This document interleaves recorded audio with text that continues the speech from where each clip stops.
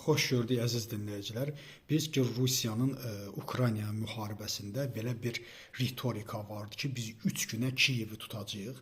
İndi bunlardan danışanda bəziləri deyir ki, kim dedi axı Rusiyada belə bir insan axı deməyib ki, biz 3 günə müharibəni qutararıq, 7 günə müharibəni qutararıq. Amma bu günlərdə məhz Rusiyanın keçmiş quru qoşunları komandanı olan Çirkin, General Çirkin bildirib ki, biz deyir müharibəyə başlayanda düşünürdük ki, 3 gün ərzində müharibəni bitirə bilərik, yəni Kiyevi tuta bilərik, amma bu əksinə alındı.